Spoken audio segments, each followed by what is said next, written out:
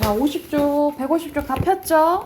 같이 한번 봐볼게요. 여기서는 유명한 법정 스님의 무소유라는 이제 수필입니다. 무소유 많이 들어봤지, 그치? 말 그대로 소유하지 말아라. 이제 이런 내용인데, 어떤 내용인지 자세히 한번 봐볼게요.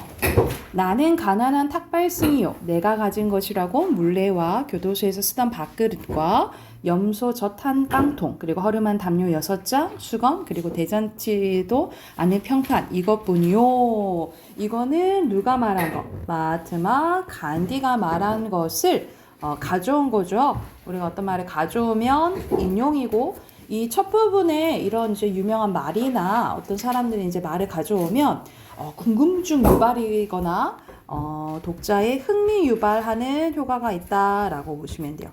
궁금증이나 흥미 유발하는 효과가 있다라고 보시면 되고, 1931년 9월 런던에서 열린 제2차 원탁회의에 참석하기 위해서 가던 도중에 마르세유 세관원에게 소지품을 펼쳐보면서 한 말이래요. 크라말 팔라니가 엮은 간디어록을 읽다가 이 구절을 보고 나는 몹시 부끄러웠는데, 여기서 나는 법정 스님이겠죠? 그래서 이거는 수필이니까 여기서 나는 글쓴이 자신이다 라고 보시면 될 것 같아요. 내가 가진 것이 너무 많다고 생각되었기 때문이다. 적어도 지금의 내 분수로는 그렇다. 사실 이 세상에 처음 태어난 나는 아무것도 갖고 오지 않았었다. 그리고 살 만큼 살다가 이 지상의 적에게 사라져갈 때 빈손으로 갈 것이다. 그러니까 이것도 우리가 불교적 용어로 우리는 빈손으로 와서 빈손으로 간다라고 얘기하거든요. 이 용어를 뭐라고 하냐면 공수래 공수거라고 해요. 여기서는 공수래 공수거 이야기가 나오는데, 그런데 살다 보니 이것저것 내 몫이 생기게 되었다. 물론 일상에 소용되는 물건이라고도 할 수 있다. 그러나 없어서는 안 될 정도로 꼭 기묘한 것들만이가 다 중요하나? 살펴볼수록 없어도 좋을 만한 것들이 적지 않다라는 거예요. 우리들이 필요에 의해서 물건을 갖게 되지만 때로는 그 물건 때문에 적잖이 마음이 쓰이게 된다. 그러니까 무엇인가 갖는다라는 것은 무엇인가에 얽매인다 라고 생각한다 라는 거죠. 그러니까 말 그대로 우리 그런 것들 있잖아. 예를 들어서 뭐 다 그런 건 아니지만 비싼, 예를 들어서 한 500만 원짜리 명품백이다 해봐. 근데 우리 속된 말로 진짜 명품백인지 아닌지는 그것 통해서 태도에 따라서 알 수 있다잖아. 예를 들어서 비가 엄청 많이 와. 근데 누구는 이제 가방을 이고 가면 이렇게 가리고 가면 가짜고, 이렇게 안고 가면 진짜자라고 하잖아. 그치? 이런 식으로 어디에 이제 그 물건에 얽매일 수 있다라고 하는 거예요. 그리고 선생님은 차를 갖고 있긴 하지만 이 차는 그냥 비싼 그냥 소모품이라고 생각하거든요. 근데 엄청 그 차를 좋아하는 사람들은 조금만 막 기스 나도 막 애지중지 하잖아요. 그죠? 뭐 이럴 수 있다라는 거. 그래서 우리는 얽매이게 된다라는 거예요. 필요에 따라 가졌던 것이 도리어 우리를 부자유하게 얽어맨다고 할 때 주객이 전도되어 우리는 가짐을 당하게 된다라는 거예요. 말 그대로 주인이랑 손님이랑 바뀌게 된다라는 거지. 오히려 우리가 물건에 귀속된다라는 거예요. 이게 소유의 역설이라고 보시면 되겠죠. 말이 안 되지만 어떤 느낌인지는 알잖아요. 오히려 우리가 그 주인이 되는 게 아니라 이 물건에 막 전전긍긍하게 된다라는 거지. 그러므로 많이 갖고 있다는 것은 흔히 자랑거리로 되어 있지만 그만큼 많이 얽혀 있다는 측면도 동시에 지니게 된다라는 거예요. 그래서 여기서부터 자기 이제 경험이 나옵니다. 어떤 경험이 나오냐면, 나는 지난해 여름까지 이름 있는 난초 2분을 정말 정성스레 길렀는데 3년 전 거처를 지금 다래원으로 옮겨왔을 때 어떤 스님이 우리 방으로 보내준 것이다. 혼자 사는 거처라 살아있는 생물이라고는 나하고 그 애들 뿐이었는데 그 애들을 위해 관계서적을 구해다 읽었고 그 애들의 건강을 위해 하이포넥슨가 하는 비료를 구해오기도 했대. 여름철이면 서늘한 그늘을 찾아 자리를 옮겨줘야 했고 겨울에는 그 애들을 위해 실내 온도를 높이곤 했다. 이런 정성을 일찍이 부모에게 바쳤더라면 아마 효자 소리 들었을 거래. 이렇듯 애지중지 가꾼 보람으로 이른 봄의 은은한 향기와 함께 연두빛 꽃이 피어 나를 설레게 했고 잎은 초승달처럼 항상 청청했었다.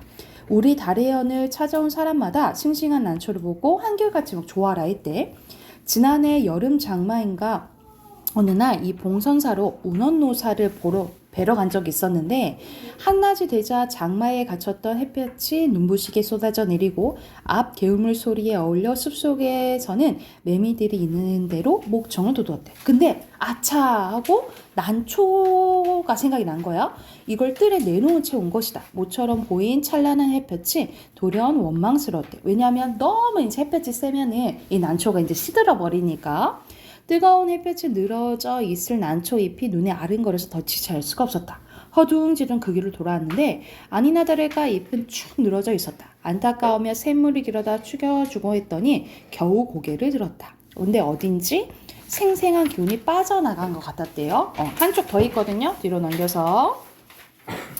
나는 이때 온몸으로 그리고 마음속으로 절절히 느끼게 되었다. 그래서 앞에는 경험이고 여기는 뭐 깨달은 부분이에요. 자, 무언걸 깨달았냐면 집착이 괴로운 거구나 라는 것을 알게 됐다라는 거지. 그렇다. 나는 난초에게 너무 집념해버린 것이다. 이 집착에서 벗어나야겠다고 결심했대. 난을 가꾸면서 산처래도 나그네 길을 떠나지 못한 채 꼼짝을 못했다. 밖에 볼 일이 있어 잠시 방을 비울 때면 환기가 되도록 들창문을 조금 열어 놓아야 됐고 분을 내놓은 채 나가다가 뒤미쳐 생각하고는 되돌아 들여놓고 나간 적이 한두 번이 아니었다. 그것은 정말 지독한 집착이었다. 그래서 이걸 깨닫고 난 후에 며칠 후에 난초처럼 말이 없는 친구가 놀러왔기에 선뜻 그의 품에 분을 안겨주었다. 비로소 나는 얽매임에 벗어난 것이다. 그러니까 소유를 하지 않게 된 거지 이제. 날아갈 듯한 홀가분한 해방감. 3년 가까이 함께 지낸 유정을 떠나보냈는데도 서운하고 허전함보다는 이 홀가분한 마음이 앞섰대. 이때부터 나는 하루 하나씩 버려야겠다라고 스스로 다짐을 했대요. 난을 통해서 이 무소유의 의미를 터득하게 됐다라는 거지. 그러니까 오히려 아무것도 안 가졌을 때 이 해방감, 자유로움을 느꼈다 이 말이야. 자, 자기가 생각했을 땐 인간의 역사는 어떻게 보면 소유사처럼 느껴진대. 말 그대로 소유하기 위해서 계속 싸워왔다라는 거예요.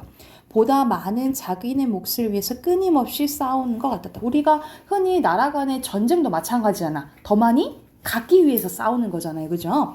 소유욕에는 한정도 없고 효율도 없다. 그저 하나라도 더 많이 갖고자 하는 일념으로 출렁거리고 있는데 물건만으로는 성에 차지 않아 사람까지 소유하려고 든다. 그 사람이 제 뜻대로 되지 않을 경우에는 끔찍한 비극도 불사하면서 이건 뭔 말이야? 예를 들어서 사람과 사람이 이제 좋아하는 것도 그 정도가 있는데 너무 우리 조금 막 흉흉한 뉴스 보면은 막 예를 들어서 남자친구한테 헤어지자고 했는데 그 남자친구가 못 헤어져 하면서 막 집에 찾아오고 막 이렇게 할 수도 있잖아요. 이럴 수도 있다라는 거지. 제정신도 갖지 못한 처지의 남을 가지려고 한다라는 거야. 그래서 이 사람이 생각했을 때 소유욕은 이해와 정비를 해야 된대요. 우리 이해는 나에게 이득이 되는지 안 되는지 이걸 생각하는 걸 얘기하는 거야. 그것은 개인뿐 아니라 국가 간의 관계도 마찬가지다. 어제의 맹방들이 오늘날에 맞서게 되는가 하면 서로 으르렁거리던 나라끼리 친선 사절을 교환하는 사례를 우리는 알 수 있다라는 거죠. 그러니까 말 그대로 오늘날의 친구가 내일의 적이 될 수도 있고 적이 또 친구가 될 수도 있다라는 거지. 그건 뭐 때문에 그러는 거야? 나의 이해 때문에 그런다라는 거죠. 그것은 오로지 소유에 바탕을 둔 이해관계 때문이다. 만약 인간의 역사가 소유사에서 무소유로 바꾼다면 과연 어떻게 될까? 아마 싸우는 일은 거의 없을 것이다. 왜? 주지 못해 싸운다라는 말은 듣지 못했다라는 거지. 또 간디는 뭐라 했냐면 내게 소유는 범죄처럼 생각됐다라는 거예요. 왜냐하면 왜 소유가 범죄처럼 생각하냐면 우리가 어떤 재화든지 어떤 자원이든지 한정돼 있잖아요. 그렇죠? 근데 내가 가져버리면 다른 사람이 못 가는 거잖아. 그치? 그래서 간디는 뭐처럼 생각됐다? 범죄처럼 생각됐다 이 말이야. 왜냐면 내가 소유하면 남이 갖지 못하니까. 그가 무엇인가를 갖는다면 같은 물건을 갖고자 하는 사람들이 똑같이 가질 수 있을 때 한다는 것. 그러나 그것은 거의 불가능한 일이므로 자기 소유에 대해서 범죄처럼 자책하지 않을 수 없었다는 것이다. 우리들의 소유관념이 때로는 우리들의 눈을 멀게 한다. 그래서 자기의 분수까지도 돌볼 새 없이 들뜬다. 그러나 우리는 언젠가 한 번은 빈손으로 돌아갈 것이다. 그래서 아까 전에 공수거 했었잖아요. 그쵸? 이 육신마저 버리고 홀홀이 떠나갈 것이다. 하고 많은 물량일지라도 우리를 어떻게 하지 못할 것이다. 그래서 크게 버리는 사람만이 크게 얻을 수 있다라는 말이 있대. 우리가 이거는 겉으로는 말이 안 되잖아. 역설법이죠. 물건으로 인해 마음이 상하고 있는 사람들에게 한 번쯤 생각해 볼 말씀이다. 오히려 아무것도 갖지 않을 때 비로소 온 세상을 갖게 된다는 무소유의 또 다른 의미다라는 거죠. 여기서도 계속 역설법 나왔어요. 그래서 오히려 모든 걸 비웠을 때 세상을 바로 볼 수 있고 그리고 세상을 말 그대로 자유롭게 얻을 수 있다라는 내용이라고 보시면 될 것 같아요. 그래서 여기서는 무소유의 의미에 대해서 이야기한 수필이라고 보시면 됩니다. 앞으로 가서 주제 쓰고 문제 풀게요. 자, 주제는요. 무소유의 참된 의미와 정신적 자유의 소중함이에요. 무소유의 참된 의미와 정신적 자유의 소중함.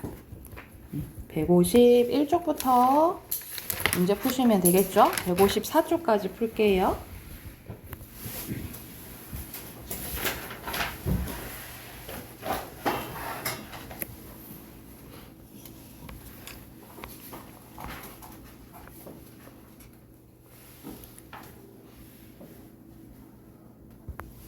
자, 답 확인해 볼까요? 151쪽 가봅시다.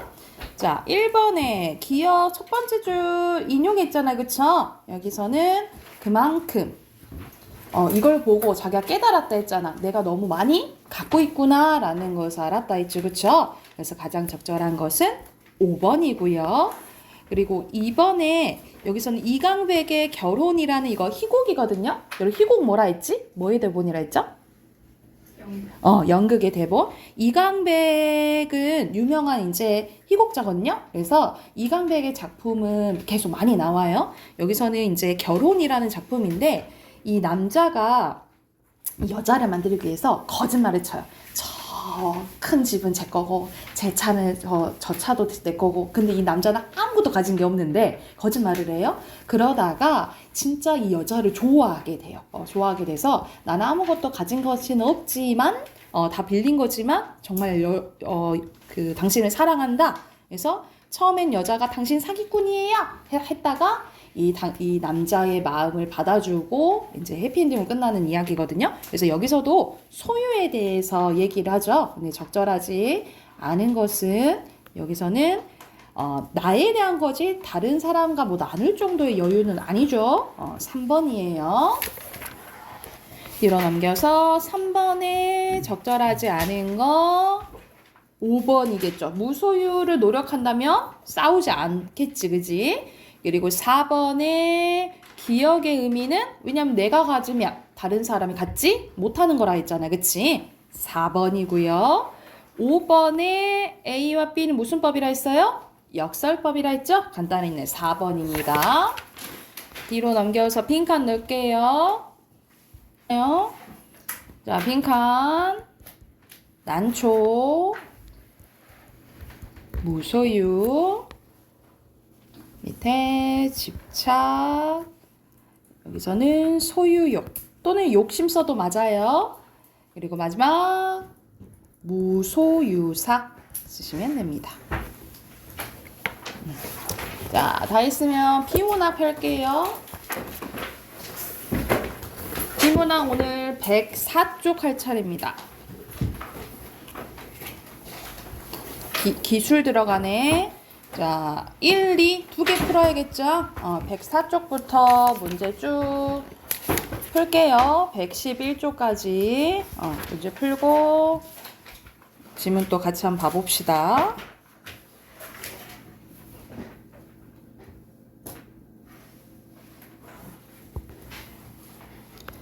자, 같이 한번 봐봅시다. 104쪽부터 같이 한번 봐볼게요. 자, 여기서는 친환경차에 대해서 나와 있는데 전기차, 수소전기차, 하이브리드 차에 대한 설명 나오네요. 자, 먼저 이 문단부터 봐볼게요. 전기차와 수소차는 전기에너지를 운동에너지로 변환하여주는 모터만으로 구동이 되고 하이브리드 차는 모터와 함께 내연 기관차처럼 우리가 지금 기름으로 돌아가는 것도 있잖아요.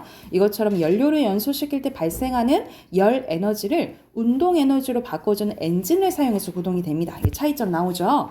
내연기관차는 마찰 제동 장치를 사용하므로 차가 감속할 때 운동 에너지가 열 에너지로 변환된 후 사라지는 반면에 이 친환경차는 감속 시 운동 에너지를 전기 에너지로 변환하여 배터리의 충전을 해서 다시 사용할 수 있게 하는 회생 제동 장치도 사용해 에너지 효율을 높이고 있대요.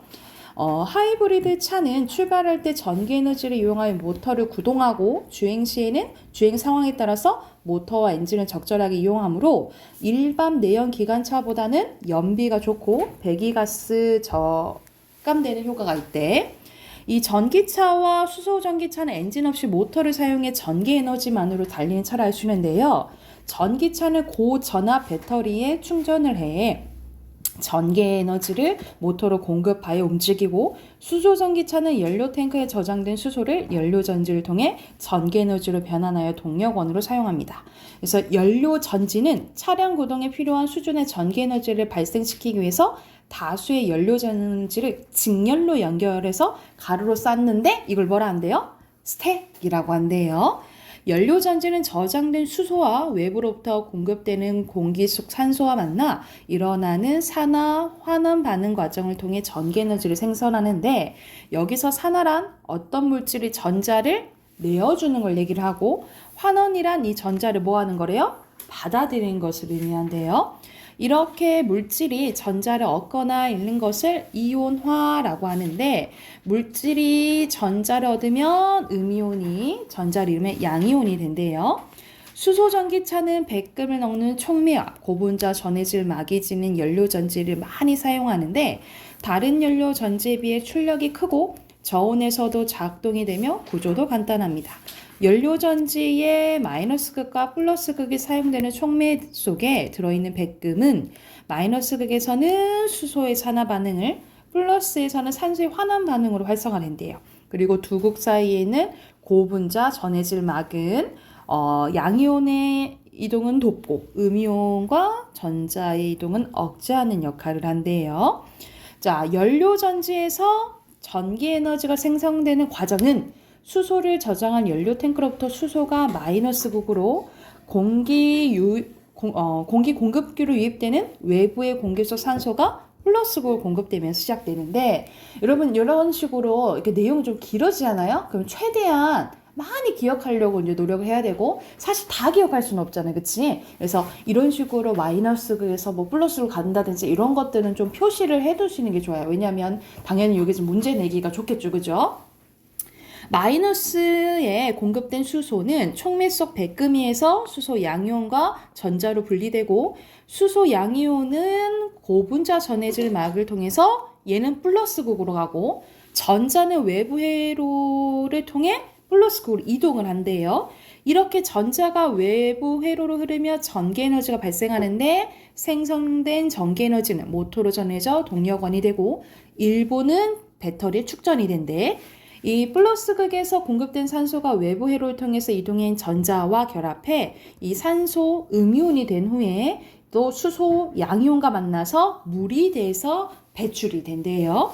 수소 전기차와 사용되는 수소는 가솔린은 지금 여러분 휘발유라고 생각하시면 돼요. 가솔린은 3배나 되는 단위 질량당 에너지 밀도를 지니고 있어 에너지 효율이 높대요. 그리고 수소와 산소의 반응을 이용하므로 오염물질이나 온실가스의 배출이 적고 외부로부터 공급되는 공기의 필터로 정화되어 사용한 후 배출되므로 공기 정화하는 기능도 있대. 그러나 고가인 백금과 고분자 전해질 말을 이용해서 연료 전지가 너무 비싸다는 점, 수소는 고압으로 압축해야 하므로 폭발성이 커 보관과 이동에 어려움이 있다는 점. 그래서 지금 수소차는 너무 이제 상용화되는 데는 지금은 조금 안 되고 있죠. 왜냐하면 폭발 가능성이 너무 커가지고 이런 내용이에요.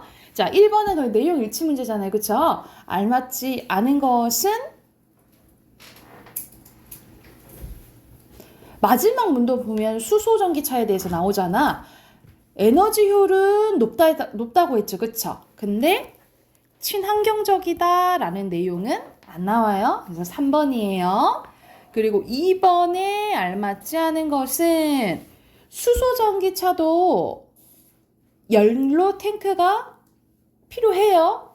그래서 1번입니다. 뒤로 넘겨서 OX 문제네요. 순서대로 O, 그 다음에 내연기관차가 빠져야겠죠?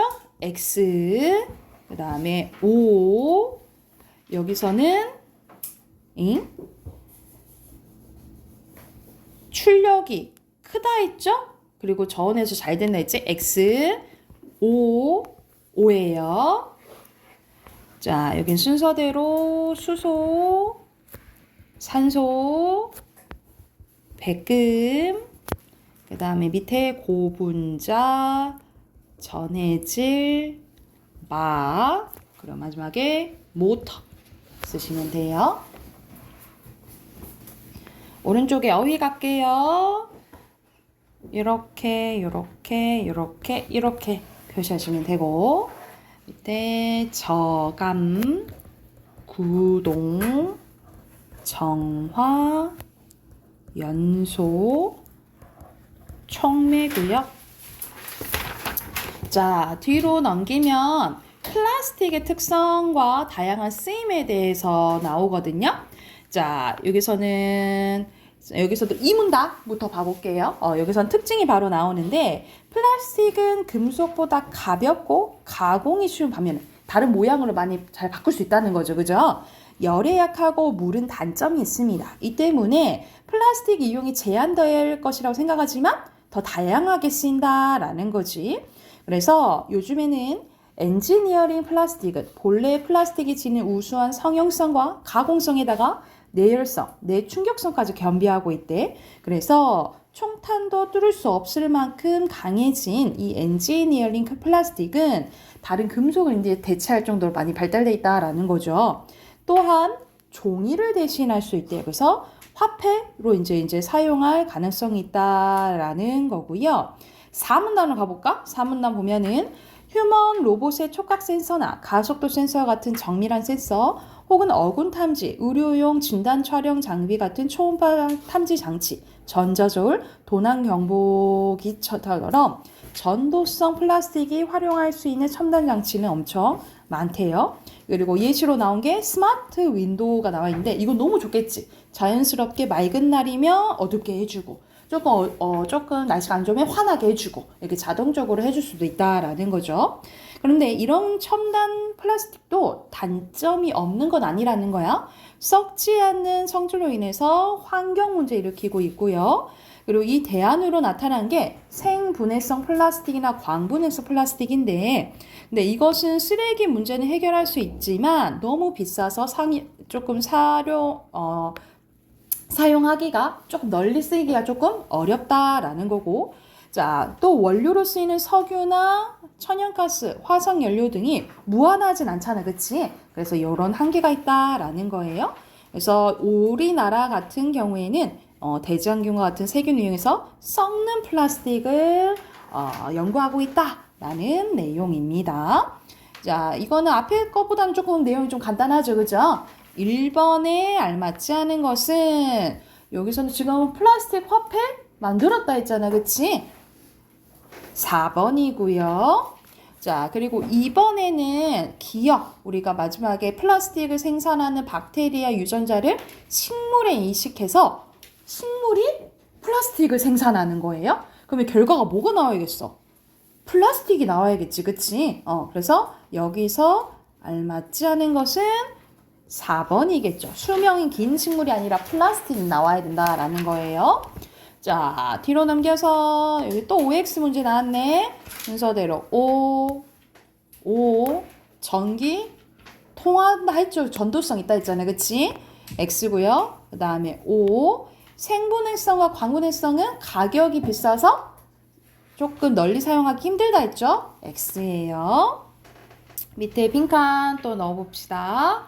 초경량 전지, 모니터, 가속도 센서, 의료용이고요. 자, 여기서 핵심적인 두 문제는 첫 번째, 썩지 않는다 했잖아. 그치? 그래서 첫 번째, 환경 문제를 일으키고 있고요. 첫 번째 환경 문제. 그리고 원료로 쓰이는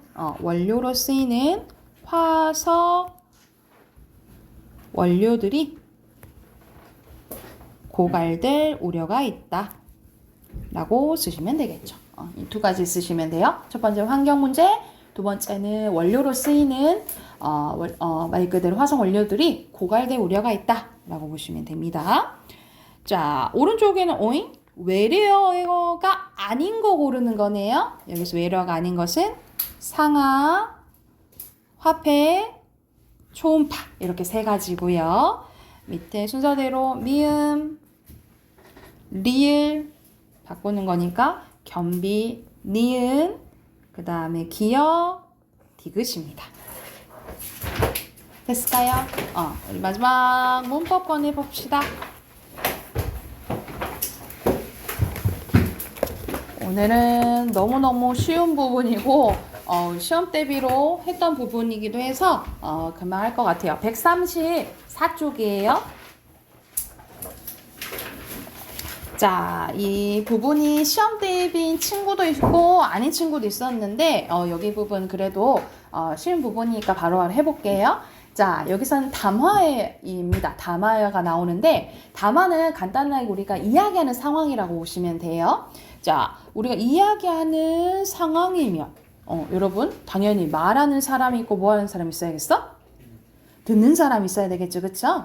그래서 먼저 담화하기 전에 먼저 바라붙어야겠다. 내가 전규야 라고 불렀어. 전규가 네? 하겠죠. 그쵸? 내가 전규야 부르는 부분이 발화예요. 발화는 여러분 우리 머릿속에 있는 생각을 이제 물리적인 언어로 표현하는 걸 발화라고 해요. 구체적인 의사소통 상황에서 생각이 실제 문장 단위로 표현하는 걸 뭐라 한다고? 발화라고 하고 이 발화가 연속되면 담화가 되는 거예요. 자, 그래서 왼쪽에 담화 보이죠? 담화는 발화가 모여서 이루어진 말의 단위로 일상적인 대화, 강연, 토의, 토론 다 해당됩니다. 그래서 간단하게 발화의 연속체라고 부르기도 해요. 발화의 연속체를 담화라고 부르고, 자, 담화의 구성 요소입니다. 담화의 구성 요소는 아까 말했듯이 말하는 사람과 듣는 사람이 있어야 되겠죠. 그렇죠? 그래서 첫 번째 화자, 쓰는 사람 필자도 돼요. 그리고 듣는 사람 청자, 그리고 읽는 사람도 되고요. 그래서 우리가 말로 하면 구어담화라고 하고요. 쓰면 문어담화라고 해요. 그리고 전하는 내용, 그리고 이 담화가 이루어지는 배경을 맥락이라고 합니다. 그래서 자, 담화의 구성 요소는 네 가지예요. 뭐예요? 화자, 청자, 전한 내용, 맥락이라고 보시면 되고요. 이 맥락은 담화가 이루어진 상황으로 또 두 가지로 나뉘어져요. 상황 맥락과 사회 문화적 맥락으로 나뉘어집니다. 요게 중요해. 자, 첫 번째 상황 맥락입니다. 자, 상황 맥락의 의사소통이 이루어지는 구체적인 상황으로 담화의 의미에 여러분 동그라미 직접적으로 영향을 미쳐요. 상황 맥락에 직접적으로 영향을 미치면 돼. 총 세 가지가 있습니다. 화자와 청자의 관계나 두 번째 시간과 공감, 세 번째 의도와 목적과 관련되며 상황 맥락이라고 보시면 돼요. 그래서 화자와 청자의 관계는 자, 똑같은 상황이라도 똑같은 말이라도 이 상황 맥락에 따라서 의미가 달라질 수 있다라는 거야. 그래서 가장 예시로 병원에서 의사 선생님이 어떠세요? 라고 물어봤어. 그러면 몸 어떠냐 물어보는 거잖아요. 그치? 괜찮냐고? 근데 식당에서 식당 아줌마가 어떠세요? 물어봤어. 그거는 음식만 어떠냐 물어보는 거잖아요. 그쵸? 그래서 똑같은 말이라도 이 화자나 청자의 관계라든지 시간과 장소에 따라서 달라지는 것을 무슨 맥락? 상황 맥락이라고 하고요. 의도나 목적은 대표적인 그거예요. 너 지금 몇 시야? 정현이가 늦었어. 정현이 너 지금 몇 시야? 라고 했는데 4시인데요. 이렇게 얘기해버리면 의도를 파악하지 못한 거겠죠. 그쵸? 그 의도는 뭐야? 왜 이렇게 늦었냐 이 말이잖아. 이렇게 화자의 의도나 목적 관련된 것도 무슨 맥락? 상황 맥락이라고 보시면 돼요. 그리고 그 외의 것들은 다 사회문화적 맥락이라고 보시면 됩니다. 사회문화적 맥락은요. 자, 의사소통이 이루어지는 사회문화적 배경으로 역사적, 사회적 상황, 이념, 공동체의 가치, 개인의 신념을 다 포함하는 거예요. 이거는 담화 의미에 간접적으로 영향을 미칩니다. 그래서 대표적으로 지역, 세대, 문화와 관련된 맥락이에요. 그래서 우리가 또 예시로 가장 많이 나오는 게 예를 들어 문상이란 말을 들었을 때 여러분 문상 딱 들으면 문화상품권 이렇게 먼저 떠올려지잖아. 근데 우리는 뭐 어른들은 문상 간다. 그래서 우리 장례식장 가는 걸 이제 문상 간다라고 하는데 이런 식으로 세대에 따라서 따로 달라질 수도 있고 지역은 사투리겠죠. 사투리와 관련된 거나 아니면은 문화 차이. 예를 들어서 우리는 상다리 막 부러지게 차려도 아이고 먹을 건 없지만 많이 드세요. 약간 우리는 겸손의 문화가 있잖아요. 근데 외국인들 봤을 때 와 엄청 많은데 왜 없다고 그래 차린 게? 뭐 이런 식으로 표현할 수도 있다는 거죠. 아니면 우리는 뜨끈한 거 먹고 속이 이렇게 괜찮을 때 와 시원하다 하잖아요. 근데 왜 뜨거운데 시원하다 해? 뭐 이럴 수도 있다는 거죠. 이런 것들이 다 무슨 맥락? 사회문화적 맥락이에요. 그래서 이 사회문화적 맥락은 문화가 다르잖아. 그럼 이해하기가 어렵겠죠. 그렇죠? 그래서 올바른 의사소통하기 위해서는 담화가 이루어진 상황을 잘 고려하는 동시에 상대방의 입장과 처지를 이해하려는 노력이 필요하다라고 보시면 될 것 같아요. 그래서 뭐 예를 들어 세대 차이 같은 경우에는 우리는 뭐 여러분은 뭐 신조어들 많이 쓰잖아요. 요즘에 또 신조어는 뭔지 모르겠는데 하여튼 뭐 이런 것들과 관련된 만약 어른들한테 얘기할 때는 그런 것을 좀 최대한 뭐 풀어서 말하고 뭐 이런 게 좋겠죠. 그죠? 그래서 담화와 관련된 내용이었어요. 바로 오른쪽에 문제 풀어볼까요? 135쪽부터 137쪽까지 풀게요. 여러분 이제 이거 하고 그 다음에 한글 하면은 이 진도는 이론은 끝나거든요. 근데 뒤에 이제 종합 문제 있는데 종합 문제 이제 풀어보면 선생님이 다시 한번 설명해 줄 거예요. 그래서 여러분 이제 시험 대비 들어가기 전에 요 교재하고 거의 이제 시험 대비 끝나고 거의 아마 빠르면 12월 아니면 1월부터는 새 교재 들어간다고 생각하시면 될 것 같아요. 뭐예요? X예요. 다 맥락은 다 중요해요, 여러분. 그리고 맥락 내용이고요. 그리고 가의 상황, 나의 사회 문화적이고요. 그리고 빈칸 순서대로 담화, 상황, 사회 문화적이죠. 자, 넘겨서 1번의 문장은 발화죠. 4번이고요. 2번의 전하는 내용 얘기하는 거잖아. 그치? 이건 전하는 내용이잖아. 그래서 알맞지 않은 것은 2번이죠. 이건 맥락에 대한 설명이죠. 그리고 3번에 다 갖춰지고 이쪽 담화 구성 요소 4번이고요. 병원이라고 했으니까. 그리고 4번에 알맞지 않은 것은 4번이죠. 뭐 수행평가 계획서 뭐 얘기 안 했는데 그거를 이제 무엇이니 뜻은 아니지. 그치? 할 말이 뭐냐 이 말이죠. 그리고 5번에 5번 6번에 알맞지 않은 것은 4번이고요. 7번에 2번 8번에 외국인 나왔죠? 그럼 문화 차이지. 5번이고요. 마지막 9번에 알맞지 않은 거 2번입니다. 다 맞았나요? 여기까지 하고 내일 이어서 할게요. 내일 틀린 단어 써오시고 단어 외워오세요.